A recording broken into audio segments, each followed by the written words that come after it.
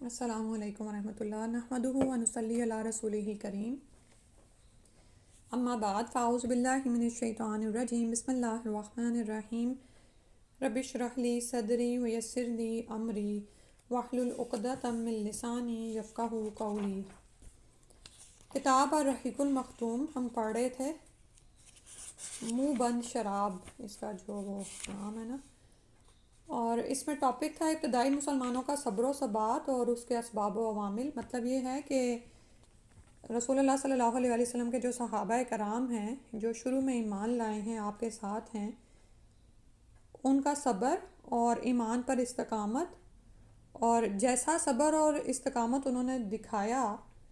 اس پر حیرت ہوتی ہے۔ تو اس کے کیا اسباب اور عوامل ہیں وہ ہم پڑھ رہے تھے، اور اس میں ہم نے پچھلی دفعہ جو یہ سورہ العنکبوت کی آیت پڑھی تھی، ٹھیک ہے، کہ کیا لوگوں نے یہ سمجھ رکھا ہے کہ انہیں یہ کہنے پر چھوڑ دیا جائے گا کہ ہم ایمان لائے اور ان کی آزمائش نہیں کی جائے گی، حالانکہ ان سے پہلے جو لوگ تھے ہم نے ان کی آزمائش کی، لہٰذا ان کے بارے میں بھی اللہ یہ ضرور معلوم کرے گا کہ کن لوگوں نے سچ کہا، اور یہ بھی معلوم کرے گا کہ کون لوگ جھوٹے ہیں، ٹھیک ہے۔ تو یعنی یہ تو اللہ تعالیٰ کی طرف سے ایک بتا دیا گیا تھا کہ آزمائشیں تو آئیں گی، اب جو ان آزمائشوں میں پورا اترے گا، جو ان امتحانوں میں پورا اترے گا وہی کامیاب ہے۔ تو یہ بھی ایک وجہ بنتی ہے مسلمانوں کے صبر و استقامت کی، کہ وہ پھر جم جاتے ہیں اور دکھاتے ہیں کہ ہاں بھئی ہم اپنے ایمان میں سچے ہیں۔ آگے پڑھتے ہیں آج، اور انہی کے پہلو بے پہلو ایسی آیات کا نزول بھی ہو رہا تھا جن میں کفار اور معاندین، یعنی جو عناد رکھنے والے تھے، دشمنی کرنے والے تھے، ان کے اعتراضات کے دندان شکن جواب دیے گئے تھے۔ دندان شکن کا مطلب ہوتا ہے کہ جو پورے حجت کے مطابق پورے اترے، دان توڑنے والے، ان کے لیے کوئی ہیلا باقی نہیں چھوڑا تھا، کوئی بہانہ نہیں رہ گیا تھا کہ اب وہ بات کو نہ مانیں، اور انہیں بڑے واضح اور دو ٹوک الفاظ میں بتلا دیا گیا تھا کہ اگر وہ اپنی گمراہی اور عناد پر مصر رہے، یعنی دشمنی پر اصرار کرتے رہے، اسلام دشمنی پر، تو اس کے نتائج کس قدر سنگین ہوں گے۔ اس کی دلیل میں گزشتہ قوموں کے ایسے واقعات اور تاریخی شواہد پیش کیے گئے تھے جن سے واضح ہوتا تھا کہ اللہ کی سنت یعنی اللہ کا طریقہ اپنے اولیاء، دوستوں اور اعداء یعنی دشمنوں کے بارے میں کیا ہے۔ یعنی ہم سب جانتے ہیں، خاص طور پر جب آپ میں سے جو بھی دورہ قرآن کرتے ہیں تو آپ یہ دیکھیں کہ کس طرح سے مختلف قوموں کے واقعات آگے پیچھے دہرائے جاتے ہیں، ٹھیک ہے، اور اس میں بھی یعنی یہ واضح کیا جا رہا ہوتا ہے کہ اگر دین اسلام کی مدد میں کوئی تاخیر ہو رہی ہے یا کافروں کو اپنے ظلم میں کھلی چھٹی دی جا رہی ہے تو وہ یہ نہ سمجھیں کہ اللہ سبحانہ تعالیٰ کی سنت یا اس کا طریقہ ان پر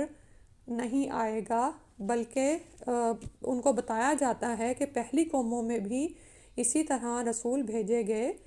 اور رسول پر ایمان لانے والے تو بچا لیے گئے، لیکن رسول کے خلاف جانے والے نہ صرف دنیا میں عذاب کا شکار ہوئے بلکہ آخرت میں ابدی عذاب میں ڈالے جائیں گے۔ تو یہ سب کیا تھا؟ قرآن جس فارم میں ہم پڑھتے ہیں نا اس طرح نہیں اترا، ٹھیک ہے، اس کی جو نزولی ترتیب ہے اس طرح سے وہ اتر رہا تھا، اور مسلمانوں کے لیے یہ آیات بڑی تسلی والی ہوتی تھیں، اور اس کے ساتھ ساتھ کفار مکہ کے لیے حجت تمام ہوتی چلی جا رہی تھی کہ اب ان کے پاس کوئی بہانہ نہیں رہا تھا کہ حق کو جھٹلائیں۔ تو اللہ تعالیٰ کی اسی سنت کے ڈراووں کے پہلو پہ پہلو لطف و کرم کی باتیں بھی کہی جا رہی تھیں، اور افہام و تفہیم اور ارشاد و رہنمائی کا حق بھی ادا کیا جا رہا تھا، یعنی کہ سمجھانے کا بھی اور ہدایت دینے کا بھی، تاکہ باز آنے والے اپنی کھلی گمراہی سے باز آ سکیں۔ در حقیقت قرآن مسلمانوں کو ایک دوسری ہی دنیا کی سیر کراتا تھا، اور انہیں کائنات کے مشاہد، ربوبیت کے جمال، الوہیت کے کمال، یعنی اللہ ہی رب کا مطلب ہوتا ہے کہ اللہ تعالیٰ ہمارا خالق ہے، مالک ہے، وہی تدبیر کرتا ہے تمام معاملات کی۔ الوہیت کا مطلب ہوتا ہے کہ وہی معبود ہے، یعنی جس کے سامنے جھکا جائے، جس کی عبادت کی جائے۔ رحمت و رافت کے آثار اور لطف و رضا کے ایسے ایسے جلوے دکھاتا تھا کہ ان کے جذب و کشش کے آگے کوئی رکاوٹ برقرار ہی نہ رہ سکتی تھی۔ اچھا، اب یہاں پر یہ جان رکھیے کہ مشرکین مکہ اللہ کے رب ہونے کے قائل تھے، لیکن اللہ کے الہ ہونے میں وہ شریک کرتے تھے، ٹھیک ہے، یعنی اللہ کی الوہیت میں دوسرے معبودان کو نعوذ باللہ اختیارات میں یا ویسے شریک ٹھہراتے تھے۔ اب یہ جب ہم سیرت پڑھتے ہیں نا تو ہمیں بھی کہاں سے رہنمائی ملے گی اور کہاں سے دن کا چین اور سکون ملے گا، کیونکہ جب آپ قرآن پر عمل کرنا چاہتے ہیں نا تو آپ ایک ایسے معاشرے میں رہتے ہیں جہاں پر دین اجنبی ہوتا چلا جا رہا ہے، جو باتیں آپ کو پتہ چل رہی ہیں وہ لوگ نہیں کر رہے، ارد گرد وہ سب کچھ نہیں ہو رہا، لوگ اپنی دنیا میں پڑے ہوئے ہیں، کما رہے ہیں، ہم بھی پڑ جاتے ہیں کتنی دفعہ۔ تو پھر جب ہم واپس پلٹتے ہیں تو ہمیں لوگ ہی یا تو ہمیں احساس دلا دیتے ہیں یا ہم خود کو ایلین محسوس کرنے لگتے ہیں، یعنی کہ ہم ان میں مس فٹ ہوتے ہیں، جو باتیں وہ کر رہے ہیں وہ ہم ان میں زوم آؤٹ ہو جاتے ہیں، یا جو باتیں ہم کر رہے ہوتے ہیں وہ ان کے مطلب کی نہیں ہوتی، وہ ہمیں ایسے دیکھتے ہیں جیسے ہم بے وقوف ہیں، ٹھیک ہے۔ اس وقت آپ کو کیا چیز تھام لیتی ہے؟ یہ قرآن کا ساتھ، اور یہ قرآن ایسی چیز ہے جو قبر میں بھی مومن کا ساتھی ہوگا۔ تو یہ قرآن ایک الگ ہی دنیا کی سیر کراتا ہے، جو دراصل حقیقی دنیا ہے، جو اس دنیا میں انسان جو ہے نا جاگ رہا ہے لیکن دراصل سویا ہوا ہے، جب مرے گا تو جاگے گا کہ وہ اصل تو میں نے اس دنیا میں پہنچنا تھا۔ تو قرآن کا ساتھ ہمیں اس دنیا کی سیر کراتا ہے اور خالق مالک کی معرفت دیتا ہے، خالق سے ہمارا ایک تعلق جوڑے رکھتا ہے۔ پھر جب یہ تعلق مضبوط ہوتا ہے نا تو پھر آپ کی نمازوں میں بھی خشوع آتا ہے، آپ کے سجدوں میں بھی طوالت آ جاتی ہے، رب سے ایک الگ ہی تعلق بنتا ہے، اور آپ یعنی حوصلہ پکڑتے ہیں ایمان پر جمنے کا، ٹھیک ہے۔ تو یہی صحابہ کرام کے ساتھ ہو رہا ہے، تو اس کو محسوس کریں اسی طرح۔ پھر انہیں آیات کی تہ میں، انہی آیات کی تہ میں مسلمانوں سے ایسے ایسے خطاب بھی ہوتے تھے جن میں پروردگار کی طرف سے رحمت و رضوان یعنی رضامندی اور دائمی نعمتوں سے بھری ہوئی جنت کی بشارت ہوتی تھی، کہ کوئی نہیں، اس دنیا میں تم جھٹلائے جا رہے ہو، تکالیف دیے جا رہے ہو، تمہارا اپنا مال تم سے چھینا جا رہا ہے۔ آپ یہ دیکھیں ہجرت مدینہ کے وقت اس طرح مال و جائیداد ہی رکھ لیا، تو کوئی نہیں، یہ سب کچھ تو فانی ہے، وہاں پر نعمتوں بھری جنتیں تمہاری منتظر ہیں۔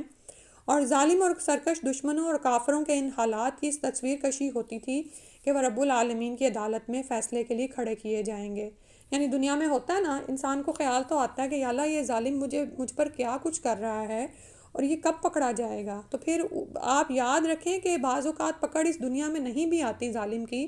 تو وہاں پر تو ضرور پکڑ آئے گی، ان کی بھلائیاں اور نیکیاں ضبط کر لی جائیں گی اور انہیں چہروں کے بھل گھسیٹ کر یہ کہتے ہوئے جہنم میں پھینک دیا جائے گا کہ لو جہنم کا لطف اٹھاؤ۔ پھر کامیابی کی بشارتیں، ان ساری باتوں کے علاوہ مسلمانوں کو اپنی مظلومیت کے پہلے ہی دن سے، بلکہ اس کے پہلے سے بھی معلوم تھا کہ اسلام قبول کرنے کے معنی یہ نہیں ہیں کہ ہمیشہ کی مصیبتیں اور ہلاکت خیزیاں مول لے لی گئیں، بلکہ اسلامی دعوت روز اول سے جاہلیت، جہلا اور اس کے ظالمانہ نظام کے خاتمے کے عزائم رکھتی ہے، یعنی دین اسلام نے سر بلند تو ہونا ہی ہے، اور اس دعوت کا ایک اہم نشانہ یہ بھی ہے کہ وہ روئے زمین پر اپنا اثر و نفوذ پھیلائے، یعنی اثر ڈالے اور پھیلتی چلی جائے، اور دنیا کے سیاسی موقف پر اس طرح غالب آ جائے کہ انسانی جمعیت اور اقوام عالم کو اللہ کی مرضی کی طرف لے جائے، اور انہیں بندوں کی بندگی سے نکال کر اللہ کی بندگی میں داخل کر سکیں، ٹھیک ہے۔ تو یہ ہمیں اب یہاں سے یہ بھی پتہ چل رہا ہے کہ دراصل دین اسلام ہے کیا۔ ہم نے جو دین کو سمجھا ہوا ہے نا، ہم دراصل وہ مذہب ہے، مذہب ہر شخص کا اپنا معاملہ ہوتا ہے، اور یہ دوسرے مذاہب کی تعلیم ہے کہ یعنی، اور ایون یہ کہ چاہے الہامی مذاہب ہیں، کہ اگر یہود ہیں تو ان کا مذہب سناگوگ تک ہے، نصارہ ہیں تو ان کا مذہب چرچز تک ہے، سنڈے تک محدود ہے یا سیٹرڈے تک محدود ہے۔ دین جو ہوتا ہے نا وہ زندگی گزارنے کا طریقہ ہے، یہ انسان کی دین اور دنیا دونوں کو حاوی ہو جاتا ہے، ٹھیک ہے۔ یہ صرف مساجد تک محدود نہیں رہتا، یہ پورے نظام میں حیات کو اپنے کنٹرول میں لے لیتا ہے، اور یہی اللہ کو مطلوب ہے۔ یہ جو ہم کہتے ہیں نا کہ کلمت اللہ بلند ہو، اللہ کا دین غالب آ جائے، غالب آنے سے مراد یہی ہے کہ دنیا کی سیاست پر بھی اللہ کا حکم چلے گا، دنیا کی معاشرت پر بھی، معیشت پر بھی، ہر چیز پر اللہ کا حکم چلے گا، اور یہ اس وقت مسلمان نہیں کر رہے ہیں اور نہ ہی اس کو سمجھ رہے ہیں۔ ہم سب بھی کیا کر رہے ہیں؟ اپنی نمازیں پڑھتے ہیں، روزے رکھتے ہیں، حج عمرے کرتے ہیں، سب کچھ کرتے ہیں، اور یہ سمجھتے ہیں کہ ہم مسلمان ہیں۔ یہ اسلام نہیں ہے۔ دین اسلام دراصل انسان کی پوری زندگی کو حاوی ہوتا ہے، اور وہ کس طرح کہ پورے یعنی نظام حیات پر غلبہ پا لے گا، ٹھیک ہے۔ اور آپ یہ دیکھیں کہ بہت سے علماء یہ بات سمجھاتے سمجھاتے فوت بھی ہو گئے، لیکن الا ماشاء اللہ دنیا میں کسی خطے پر ہمیں وہ حکومت نظر نہیں آتی جو نبی صلی اللہ علیہ وسلم نے مدینہ میں قائم کر کے دکھائی تھی، ٹھیک ہے۔ تو قرآن مجید میں کبھی یہ بشارتیں اشارتاً اور کبھی صراحتاً نازل ہوتی تھیں۔ چنانچہ ایک طرف حالات یہ تھے کہ مسلمانوں پر پوری روئے زمین اپنی ساری وسعتوں کے باوجود تنگ بنی ہوئی تھی، اور ایسا لگتا تھا کہ اب وہ پنپ نہ سکیں گے، مطلب یہ کہ وہ سروائیو نہیں کر سکیں گے بلکہ ان کا مکمل صفایا کر دیا جائے گا۔ مگر دوسری طرف انہی حوصلہ شکن حالات میں ایسی آیات کا نزول بھی ہوتا رہتا تھا جن میں پچھلے انبیاء کے واقعات اور ان کی قوم کی تکذیب و کفر کی تفصیلات مذکور ہوتی تھیں۔ تکذیب کا مطلب ہوتا ہے جھٹلانا، اور کفر کا مطلب ہوتا ہے دین کو چھپا جانا، انکار کرنا۔ اور ان آیات میں ان کا جو نقشہ کھینچا جاتا تھا وہ بعینی ہی یعنی ہو بہو وہی ہوتا تھا جو مکے کے مسلمانوں اور کافروں کے مابین درپیش تھا۔ یعنی یہ جو سارا حق و باطل کی جنگ اس وقت مشرکین مکہ اور مسلمانوں کے درمیان چل رہی تھی، مسلمانوں اور مشرکین مکہ کے درمیان، یہ سب کچھ پہلی قوموں میں بھی ہوتا رہا، اور یہ واقعات ان کے یعنی مسلمانوں کے سامنے لائے جا رہے تھے اور اس میں ان کو بشارتیں دی جاتی تھیں۔ اس کے بعد یہ بھی بتایا جاتا تھا کہ ان حالات کے نتیجے میں کس طرح کافروں اور ظالموں کو ہلاک کیا گیا اور اللہ کے نیک بندوں کو روئے زمین کا وارث بنایا گیا۔ اس طرح ان آیات میں واضح اشارہ ہوتا تھا کہ آگے چل کر اہل مکہ ناکام و نامراد رہیں گے اور مسلمان اور ان کی اسلامی دعوت کامیابی سے ہمکنار ہوگی۔ پھر انہی حالات و ایام میں بعض ایسی بھی آیتیں نازل ہوتی تھیں جن میں صراحت کے ساتھ یعنی تفصیل کے ساتھ اہل ایمان کے غلبے کی بشارت موجود ہوتی تھی۔ مثلاً اللہ تعالیٰ کا ارشاد ہے وَلَقَدْ سَبَقَتْ كَلِمَتُنَا لِعِبَادِنَا الْمُرْسَلِينَ وَلَقَدْ سَبَقَتْ كَلِمَتُنَا لِعِبَادِنَا الْمُرْسَلِينَ إِنَّهُمْ لَهُمُ الْمَنْصُورُونَ وَإِنَّ جُنْدَنَا لَهُمُ الْغَالِبُونَ فَتَوَلَّ عَنْهُمْ حَتَّى حِينٍ وَأَبْصِرْهُمْ فَسَوْفَ يُبْصِرُونَ أَفَبِعَذَابِنَا يَسْتَعْجِلُونَ فَإِذَا نَزَلَ بِسَاحَتِهِمْ فَسَاءَ صَبَاحُ الْمُنذَرِينَ۔ فرمایا اپنے فرستادہ بندوں کے لیے ہمارا پہلے ہی یہ فیصلہ ہو چکا ہے، یعنی فرستادہ بندوں یعنی ہمارے جو بھیجے گئے ہیں رسول ہیں، کہ ان کی ضرور مدد کی جائے گی اور یقیناً ہمارا ہی لشکر غالب رہے گا۔ بس اے نبی صلی اللہ علیہ وآلہ وسلم ایک وقت تک کے لیے تم ان سے رخ پھیر لو اور انہیں دیکھتے رہو، ان قریب یہ خود بھی دیکھ لیں گے، یعنی انجام ان کے سامنے بھی آ جائے گا۔ کیا یہ ہمارے عذاب کے لیے جلدی مچا رہے ہیں؟ تو جب وہ ان کے صحن میں اتر پڑے گا تو ڈرائے گئے لوگوں کی صبح بری ہو جائے گی، یعنی ان کا انجام بد ہونے ہی والا ہے،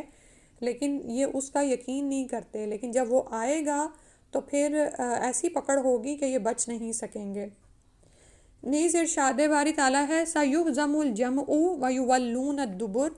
ان قریب اس جمعیت کو شکست دے دی جائے گی، یعنی یہ جتھا ہار جائے گا اور یہ لوگ پیٹھ پھیر کر بھاگیں گے۔ پھر ایک آیت میں جُنْدٌ مَّا هُنَالِكَ مَهْزُومٌ مِّنَ الْأَحْزَابِ، یہ جتھوں میں سے ایک معمولی جتھا ہے یعنی گروہ ہے جسے یہیں شکست دی جائے گی۔ مہاجرین حبشہ کے بارے میں ارشاد ہوا وَالَّذِينَ هَاجَرُوا فِي اللَّهِ مِن بَعْدِ مَا ظُلِمُوا لَنُبَوِّئَنَّهُمْ فِي الدُّنْيَا حَسَنَةً وَلَأَجْرُ الْآخِرَةِ أَكْبَرُ لَوْ كَانُوا يَعْلَمُونَ۔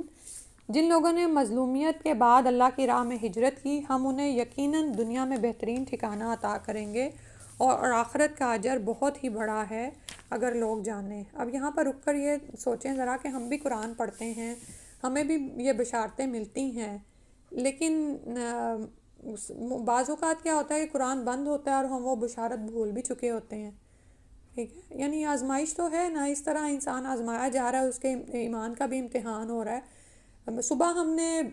بہت کچھ سیکھا ہوا ہوتا ہے، کوئی لیکچر سنا ہوتا ہے، کوئی دو آیتیں سمجھی ہوتی ہیں، یا خود ہی قرآن پڑھا ہوتا ہے اور کوئی چیز ہم پر واضح بھی ہوتی ہے، لیکن اسی دن ہم کسی آزمائش میں ڈالے جاتے ہیں تو ایک دم سے پھر ہم شیکی ہو جاتے ہیں۔ تو اس وقت اپنے ایمان کا جائزہ لیا کریں کہ اگر اللہ تعالیٰ نے آپ سے کچھ وعدے کیے ہیں، جیسے ان اللہ مع الصابرین، ایک تو اللہ تعالیٰ سب کے ساتھ ہے نا، لیکن ایک اللہ کی خاص معیت ہوتی ہے، وہ اپنے اولیاء اللہ کے ساتھ ہوتی ہے، اپنے دوستوں کے ساتھ، کہ بے شک اللہ تعالیٰ صبر کرنے والوں کے ساتھ ہے۔ تو صبر کرنے والوں سے اللہ تعالیٰ محبت رکھتے ہیں، وہ اللہ کے اولیاء ہوتے ہیں، تو اللہ کرے ہم بھی ان لوگوں میں شامل ہوں۔ تو کیا ہوتا ہے کہ جب صبر کرنا پڑ جاتا ہے تو ہم پھر ہار جاتے ہیں، پھر ڈگمگا جاتے ہیں، پھر ہم چاہتے ہیں نہیں اس کو ابھی جواب دے دیں، نہیں نہیں ابھی یہ سب کچھ قصہ تمام ہو جائے۔ تو اس وقت دیکھا کریں کہ ایک تو صبر نہ کرنے کی وجہ سے انرجی بھی اپنی ہم ضائع کر رہے ہوتے ہیں، اصل مقصد سے ہٹ رہے ہوتے ہیں، یعنی کہ آہو فغاں کر رہے ہوتے ہیں، اور جو اللہ تعالیٰ کو ہم سے مطلوب ہے اس امتحان میں، اس آزمائش میں، اس میں ہم پورا نہیں اتر رہے ہوتے، ٹھیک ہے۔ تو ہم بھی جب اللہ تعالیٰ کی بشارت، اللہ کی طرف سے قرآن میں اترنے والی بشارتیں پڑھیں تو پھر ان پر ایمان لے آئیں، اور اپنے دل میں ایمان کا جائزہ لیں کہ ایسا ہوگا، ضرور ہوگا۔ اب یہ دیکھیں کہ یہ مہاجرین حبشہ نے بڑی تکلیف میں ہجرتیں کی ہیں، اپنا گھر بار چھوڑنا، اپنی جائیدادیں چھوڑنا، اپنا بنا بنایا سیٹ اپ چھوڑنا آسان نہیں ہوتا۔ آپ میں سے جو لوگ چاہے دنیا کے لیے ہجرت کر کے آئیں، آپ سب جانتے ہیں کسی نئے ملک میں جا کر آباد ہونا اور وہاں پر جا کر سارے سیٹ اپ کا حصہ بننا، پھر وہاں پر اپنے لیے ایک کمیونٹی کو بنانا، یہ کوئی آسان کام نہیں ہے۔ تو لیکن جب اللہ کی ان بشارتوں پر یقین ہوتا ہے تو پھر مہاجرین حبشہ،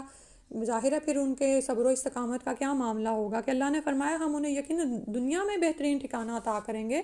اور آخرت کا اجر بہت ہی بڑا ہے اگر لوگ جانیں۔ تو جب انسان مضبوط ہو جاتا ہے، اور یہ بھی یاد رکھیں کہ جب آپ کو آسائشیں ملیں، جب آپ کو نعمتیں ملیں، تو کام اللہ کا ہی کرنا ہے کہ اللہ کے کلمے کو بلند کرنا ہے، تو پھر ہی یہ ہے کہ یہ زمین کے وارث بھی بنائے جاؤ گے اور سب کچھ دیے جاؤ گے۔ اسی طرح کفار نے رسول اللہ صلی اللہ علیہ وسلم سے حضرت یوسف علیہ السلام کا واقعہ پوچھا، تو جواب میں ضمناً یہ آیت بھی نازل ہوئی، لَقَدْ كَانَ فِي يُوسُفَ وَإِخْوَتِهِ آيَاتٌ لِلسَّائِلِينَ، کہ یوسف اور ان کے بھائیوں کے واقعے میں پوچھنے والوں کے لیے نشانیاں ہیں۔ یعنی جو اہل مکہ جو آج حضرت یوسف علیہ السلام کا واقعہ پوچھ رہے ہیں، یہ خود بھی اسی طرح ناکام ہوں گے جس طرح یوسف علیہ السلام کے بھائی ناکام ہوئے تھے، اور ان کی سفر اندازی کا وہی حال ہوگا، یعنی وہ اسی طرح سے مطیع ہو جائیں گے جو ان کے بھائیوں کا ہوا تھا۔ انہیں یوسف علیہ السلام اور ان کے بھائیوں کے واقعے سے عبرت پکڑنی چاہیے کہ ظالم کا حشر کیا ہوتا ہے۔ تو اس میں آپ یہ رک کر دیکھیں کہ دراصل یہاں پر تو یہ جو یوسف علیہ السلام کے بھائی ہیں یہ سوتیلے تھے، لیکن رسول صلی اللہ علیہ وسلم کے ساتھ یہ جو معاملہ کر رہے تھے نا مشرکین مکہ، ان میں سے بہت سے ایسے تھے جو آپ کی برادری سے ہی تعلق رکھتے تھے۔ تو دراصل اشارہ اس طرف ہے کہ تم جو اپنے ہی بھائی، اپنے برادری کے بھائیوں کے ساتھ جو کر رہے ہو، تو حالت یہ ہونی ہے کہ تم لوگ ہی مطیع ہونے والے ہو، جیسا کہ ہم دیکھتے ہیں کہ فتح مکہ کے موقع پر ہوا۔ اسی طرح ایک جگہ پیغمبروں کا تذکرہ کرتے ہوئے ارشاد ہوا، وَقَالَ الَّذِينَ كَفَرُوا لِرُسُلِهِمْ لَنُخْرِجَنَّكُم مِّنْ أَرْضِنَا أَوْ لَتَعُودُنَّ فِي مِلَّتِنَا فَأَوْحَىٰ إِلَيْهِمْ رَبُّهُمْ لَنُهْلِكَنَّ الظَّالِمِينَ وَلَنُسْكِنَنَّكُمُ الْأَرْضَ مِن بَعْدِهِمْ ذَلِكَ لِمَنْ خَافَ مَقَامِي وَخَافَ وَعِيدِ۔ کافروں نے اپنے پیغمبروں سے کہا کہ ہم تمہیں اپنی زمین سے ضرور نکال دیں گے، یا یہ کہ تم ہماری ملت میں واپس آ جاؤ۔ اس پر ان کے رب نے ان کے پاس وحی بھیجی کہ ہم ظالموں کو یقیناً ہلاک کر دیں گے۔ یہ وعدہ ہے اس شخص کے لیے جو میرے پاس کھڑے ہونے سے ڈرے اور میری وعید سے ڈرے، ٹھیک ہے۔ اب آپ یہ دیکھیں کہ ابھی جیسے ہجرت ہی کی بات ہو رہی تھی، اور لوط علیہ السلام کی بستی کا بھی حال بتایا گیا نا قرآن میں ہی، کہ جب ان کو روکا جاتا ان کے برے فعل سے تو کہتے کہ تم بڑے پاکیزہ بنے پھرتے ہو، ہماری بستی سے ہی نکل جاؤ۔ تو کافر پیغمبروں سے یہی کرتے تھے کہ ہماری زمین سے نکل جاؤ، یا پھر یہ کہ ایک ہی طریقہ ہے ہمارے ملک میں رہنے کا، ہماری ملت میں رہنے کا، کہ تم واپس ہمارے دین پر آ جاؤ، ہماری ملت پر واپس آ جاؤ۔ تو اس وقت اللہ تعالیٰ کے یہ جو وعدے ہیں، یہ جو بشارتیں ہیں کہ ان کے رب نے ان کے پاس وحی بھیجی کہ ہم ظالموں کو یقیناً ہلاک کر دیں گے، یہ مسلمان کو صبر و استقامت عطا کرتے ہیں، ٹھیک ہے۔ اور یہ وعدہ ہر اس شخص کے لیے جو اللہ کے پاس کھڑا ہونے سے ڈرے اور اللہ کے عذاب کے ڈراوے سے ڈرے، ٹھیک۔ تو اسی طرح دنیا میں اگر نعوذ باللہ کبھی ہم آزمائے جائیں، اور آزمائشیں آتی ہیں، کبھی کافروں کی طرف سے آتی ہیں، کبھی اپنے ہی بھائی بندوں کی طرف سے، کہ وہ آپ کو اپنی ملت میں واپس لوٹا رہے ہوں، وہ آپ کو اپنی طریقے پر واپس لے کے جا رہے ہوں جو واضح طور پر غیر شرعی طریقہ ہے، تو اس وقت یہ اللہ تعالیٰ کی جو وعدے ہیں یہی آپ کو استقامت دیں کہ یقیناً ظالموں کو ہلاک ہونا ہے اور آخرت میں دائمی عذاب کا شکار ہونا ہے۔ اور جو چاہتا ہے کہ اللہ کو راضی کر لے اور قیامت والے دن اس کے سامنے کھڑا ہونے سے ڈرتا ہے اپنے اعمال کی جواب دہی سے، تو پھر وہ اپنے دین پر قائم ہو جائے۔ اسی طرح جس وقت فارس اور روم میں جنگ کے شعلے بھڑک رہے تھے اور کفار چاہتے تھے کہ فارسی غالب آ جائیں، کیونکہ فارسی مشرک تھے، اور مسلمان چاہتے تھے کہ رومی غالب آ جائیں، کیونکہ رومی بہرحال اللہ پر، پیغمبروں پر، وحی پر، آسمانی کتابوں پر اور یوم آخرت پر ایمان رکھنے کے دعوے دار تھے، لیکن غلبہ فارسیوں کو حاصل ہوتا جا رہا تھا۔ تو اس وقت اللہ نے یہ خوشخبری نازل فرمائی کہ چند برس بعد رومی غالب آ جائیں گے، لیکن اسی ایک بشارت پر اکتفا نہ کی، بلکہ اس ضمن میں یہ بشارت بھی نازل فرمائی کہ رومیوں کے غلبے کے وقت اللہ تعالیٰ مومنین کی بھی خاص مدد فرمائے گا، جس سے وہ خوش ہو جائیں گے۔ چنانچہ ارشاد ہے فی بدء سنین، سوری یہ آگے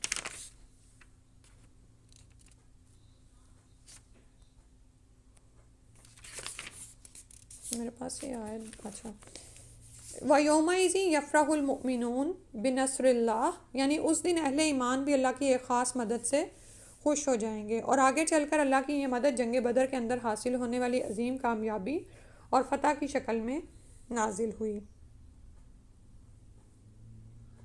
ٹھیک ہے، یہاں پر میرے پاس نا پوری آیت بھی آ رہی ہے، فی بدء سنین للہ الامر من قبل ومن بعد وَيَوْمَئِذٍ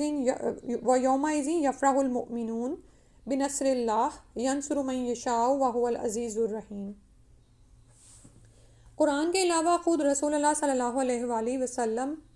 بھی مسلمانوں کو وقتاً فوقتاً اس طرح کی خوشخبری سنایا کرتے تھے۔ چنانچہ موسم حج میں آپ عکاظ، مجنہ اور ذوالمجاز کے بازاروں میں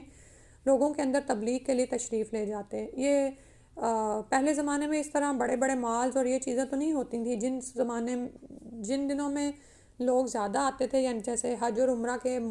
دنوں میں، تو مختلف بازار لگائے جاتے تھے، جیسے آپ آج یہ فلی مارکیٹس یا ایسی چیزیں ہوتی ہیں نا، یا سیل کے بازار ہوتے ہیں، تو عکاظ، مجنہ اور ذوالمجاز بازاروں کے نام ہیں۔ تو رسول اللہ صلی اللہ علیہ وآلہ وسلم اس موقع کو بھی ہاتھ سے نہیں جانے دیتے تھے، لوگوں کے اندر تبلیغ کے لیے تشریف لے جاتے تو صرف جنت ہی کی بشارت نہیں دیتے تھے، بلکہ دو ٹوک الفاظ میں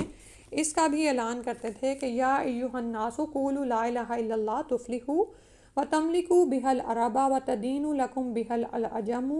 فاذا متم کنتم ملوکا فی الجنہ، کہ لوگوں لا الہ الا اللہ کہو، یعنی توحید کا کلمہ پڑھ لو، کامیاب رہو گے اور اس کی بدولت عرب کے بادشاہ بن جاؤ گے، اور اس کی وجہ سے عجم یعنی غیر عرب بھی تمہارے زیر نگیں آ جائے گا، یعنی تمہارا مطیع ہو جائے گا، پھر جب تم وفات پا جاؤ گے تو جنت کے اندر بادشاہ رہو گے۔ اب آپ یہ دیکھیں کہ بعض اوقات ہم جب تکلیف میں ڈالے گئے ہوتے ہیں نا، تو اللہ کی طرف سے کوئی بشارت آتی ہے، جیسے قرآن میں ذکر آتا ہے نا کہ بے شک وہ لوگ جو ایمان لائے اور وہ جم گئے تو فرشتے ان کی مدد کے لیے ان کی میت میں اترتے ہیں اور ان کو خوشخبری سناتے ہیں۔ ٹھیک ہے، تو اگر ایسی کوئی خوشخبری ہمیں ملے تو اس کو تھام لیا کریں، یہ اللہ کی طرف سے بشارت ہوتی ہے، اور آپ کے لیے ایک حوصلہ ہوتا ہے کہ آپ اپنی حالت پر صبر کر جائیں۔ یہ واقعہ بھی پچھلے صفحات میں گزر چکا ہے کہ جب عتبہ بن ربیعہ نے آپ صلی اللہ علیہ وسلم کو متاع دنیا کی پیشکش کر کے سودا بازی کرنی چاہی، اور آپ صلی اللہ علیہ وسلم نے جواب میں حامیم تنزیل السجدہ کی آیات پڑھ کر سنائیں، تو عتبہ کو یہ توقع بند گئی کہ انجام کار آپ غالب رہیں گے۔ اسی طرح ابو طالب کے پاس آنے والے قریش کے آخری وفد سے آپ صلی اللہ علیہ وسلم کی جو گفتگو ہوئی تھی اس کی بھی تفصیلات گزر چکی ہیں۔ اس موقع پر بھی آپ صلی اللہ علیہ وسلم نے پوری صراحت یعنی وضاحت کے ساتھ فرمایا تھا کہ آپ صلی اللہ علیہ وسلم ان سے صرف ایک بات چاہتے ہیں، جسے وہ مان لیں تو عرب ان کا تابع فرمان بن جائے گا اور عجم پر ان کی بادشاہت قائم ہو جائے۔ خباب بن ارد کا ارشاد ہے کہ ایک بار میں خدمت نبوی صلی اللہ علیہ وسلم میں حاضر ہوا، آپ کعبہ کے سائے میں چادر کو تکیہ بنائے تشریف فرما تھے۔ اس وقت ہم مشرکین کے ہاتھوں سختی سے دوچار تھے۔ میں نے کہا کیوں نہ آپ صلی اللہ علیہ وسلم اللہ سے دعا فرمائیں۔ یہ سن کر آپ صلی اللہ علیہ وسلم اٹھ بیٹھے، آپ صلی اللہ علیہ وسلم کا چہرہ سرخ ہو گیا اور آپ صلی اللہ علیہ وسلم نے فرمایا، جو لوگ تم سے پہلے تھے ان کی ہڈیوں تک گوشت اور اعصاب میں لوہے کی کنگھیاں کر دی جاتی تھیں، یعنی جسم پر لوہے کی کنگھیاں پھیری جاتی تھیں کہ گوشت اکھڑ کر، یعنی وہ کنگھیاں ہڈیوں تک پہنچ جاتی تھیں اور مسلز میں، لیکن یہ سختی بھی انہیں دین سے باز نہ رکھتی تھی۔ تو آپ یہ دیکھیں کہ اگر آج ہم پر تھوڑی بہت آزمائش آ جاتی ہے تو کیا ہم اس پر بے صبری کریں یا اللہ سے شکوے شکایات کریں، حالانکہ ہم سے پہلے کے لوگ تو اتنا زیادہ آزمائے گئے۔ پھر آپ صلی اللہ علیہ وسلم نے فرمایا اللہ اس امر کو یعنی دین کو مکمل کر کے رہے گا یہاں تک کہ سوار صنعاء سے حضر موت تک جائے گا اور اسے اللہ کے سوا کسی کا خوف نہ ہوگا، البتہ بکری پر بھیڑیے کا خوف ہوگا۔ ایک روایت میں اتنا اور بھی ہے کہ لیکن تم لوگ جلدی کر رہے ہو، یعنی بے صبری، وہی جو ہم میں تو اور بھی زیادہ ہے نا، کہ یہ تو اب خباب بن ارد تو آپ دیکھیں کہ کیا کچھ سہ کر جو ہیں وہ یہاں تک پہنچے ہیں۔ تو صبر دراصل کیا ہوتا ہے کہ اگر کوئی ناموافق حالت پیش آ گئی ہے جو آپ کے من کی نہیں تھی، دل کی مرضی کے خلاف کوئی کام ہو گیا، روٹین میں کام چل رہے تھے، ایک دم سے کوئی چیز آ گئی، تو اب جلدی نہیں مچانی، اب صبر کرنا ہے اس پہ، خود کو ناروا رد عمل سے روک لینا ہے، یعنی ایسا رد عمل نہیں اپنانا جو دوسروں کو ناپسند ہو یا جس پر اللہ سبحانہ تعالیٰ ناراض ہوں۔ یاد رہے کہ یہ بشارتیں یعنی خوشخبریاں کچھ ڈھکی چھپی نہیں تھیں بلکہ معروف اور مشہور تھیں، اور مسلمانوں ہی کی طرح کفار بھی ان سے واقف تھے۔ چنانچہ جب اسود بن مطلب اور اس کے رفقا صحابہ کرام رضی اللہ عنہم کو دیکھتے تو طعنہ زنی کرتے ہوئے آپس میں کہتے کہ لیجئے آپ کے پاس روئے زمین کے بادشاہ آ گئے ہیں، کیونکہ قرآن تو یہ سنتے تھے نا، چھپ چھپ کے بھی سنتے تھے چاہے مانتے نہ ہوں، تو جو خوشخبریاں مسلمانوں کے پاس آتی تھیں، اور مسلمانوں کو تو نبی صلی اللہ علیہ وسلم بلاتے تھے جب بھی آیات نازل ہوتی، وہ نیا جو بھی قرآن کا جو بھی نیا حصہ نازل ہو رہا ہوتا تھا وہ اس میں سے جو لوگ صحابہ جو یاد رکھ کرتے تھے، کچھ لکھتے تھے، جو بھی کرتے تھے، تو یہ مشرکین مکہ بھی جانتے تھے، تو ان کو طعنے دیتے مسلمانوں کو، کہتے کہ آپ کے پاس روئے زمین کے بادشاہ آ گئے ہیں، یہ جلد ہی شاہان کیسر و کسریٰ کو مغلوب کر لیں گے۔ اس کے بعد وہ سیٹیاں اور تالیاں بجاتے۔ ایسا ہمارے ساتھ بھی بعض اوقات ہوتا ہے نا کہ ہم اللہ کی بشارتوں پر یقین اور ایمان لے آئے ہوتے ہیں تو لوگ طعنے دے رہے ہوتے ہیں، تو کوئی نہیں، ایسا تو پہلے مسلمانوں نے بھی سنا۔ بہرحال صحابہ کرام رضی اللہ عنہ کے خلاف اس وقت ظلم و ستم اور مصائب و الام کا جو ہما گیر طوفان برپا تھا، اس کی حیثیت حصول جنت کی ان یقینی امیدوں اور تابناک اور پروقار مستقبل کی ان بشارتوں کے مقابل اس بادل سے زیادہ نہ تھی جو ہوا کے جھٹکے سے بکھر کر تحلیل ہو جاتا ہے۔ ٹھیک ہے، تو جب ایمان دلوں میں سرایت کر جاتا ہے، ایمان کی مٹھاس دل پا لیتے ہیں،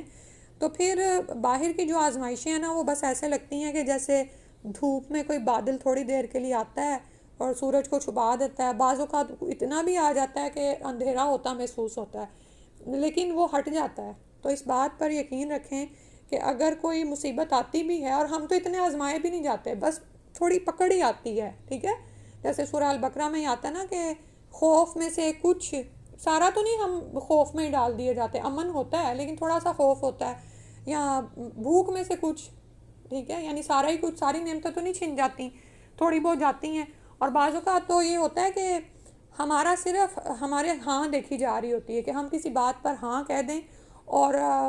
یعنی وہ آزمائش ٹل جاتی ہے، یعنی آپ صبر و استقامت کے ساتھ مان جاتے ہیں کہ مجھے اس حکم پر عمل کرنا ہے، حالانکہ آپ کو بہت ہی رکاوٹیں نظر آ رہی ہوتی ہیں، لیکن ادھر آپ اس کے لیے تیار ہوتے ہیں اور ادھر وہ ہٹ بھی جاتی ہے۔ تو یہ بالکل وہی بات سمجھائی جا رہی ہے کہ بعض اوقات کوئی مشکل بہت چھائی ہوئی لگتی ہے بادل کی طرح، لیکن وہ یاد رکھیں کہ وہ ہوا کا ایک جھٹکا آتا ہے اور وہ تحلیل ہو جاتا ہے۔ اس کے علاوہ رسول اللہ صلی اللہ علیہ وسلم اہل ایمان کو ایمانی مرغوبات کے ذریعے مسلسل روحانی غذا فراہم کرے تھے، تعلیم کتاب و حکمت کے ذریعے ان کا نفوس کا تزکیہ فرما رہے تھے۔ یہی جو جہاں سے ہمارا آج کا لیکچر شروع ہوا نا، اس بات کو نہ بھولیں، قرآن سے ہی آپ کو سکینت اور اطمینان و سکون ملے گا۔ ٹھیک ہے، شروع میں قرآن کو پڑھنا، اس کو سمجھنا دل پر بھاری پڑتا ہے، لیکن جب انسان جم جاتا ہے نا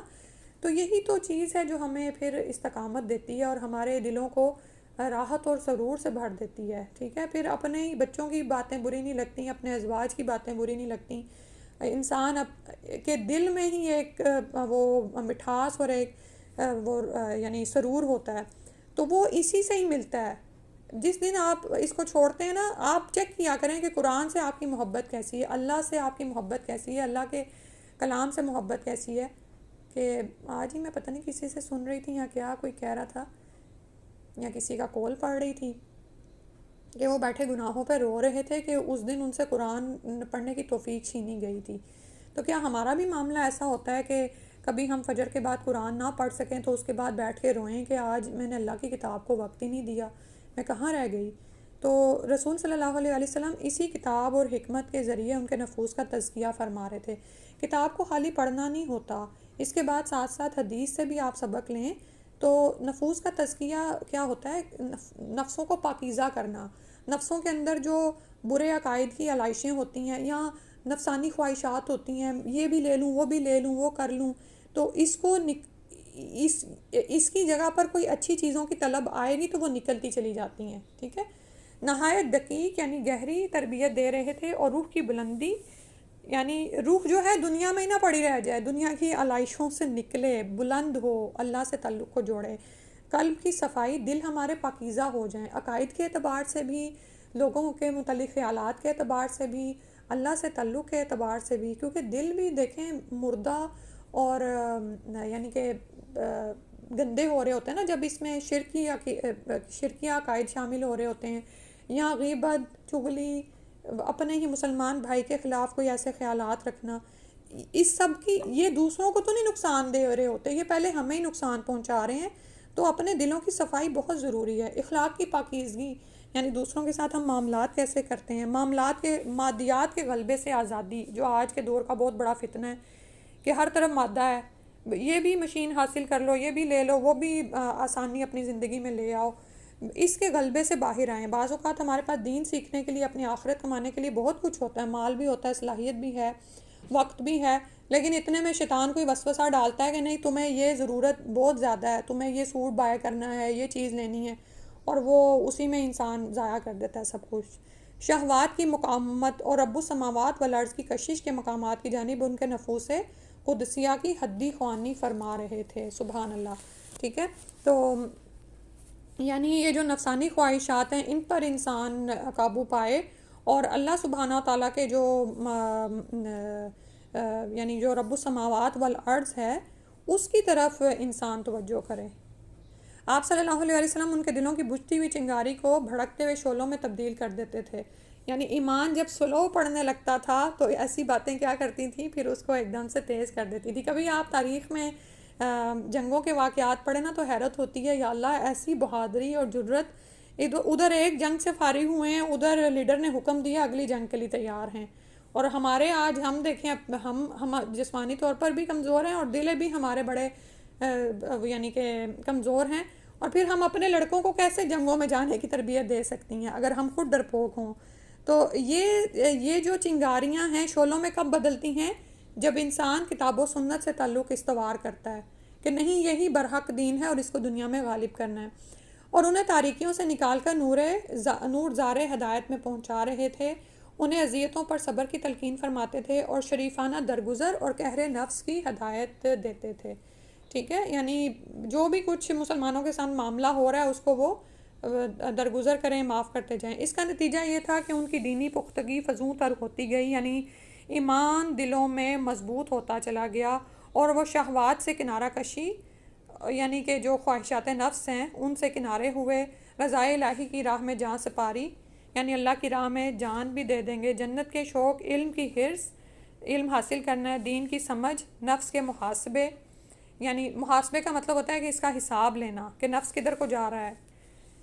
جذبات کو دبانے، رجحانات کو موڑنے، ایپٹیچیوڈ جو ہمارے ہوتے ہیں نا کہ ہم کیا کرنا چاہ رہے ہیں ان کو آپ صحیح راہ پر موڑیں، ہیجانات کی لہروں پر قابو پانے، یعنی اپنے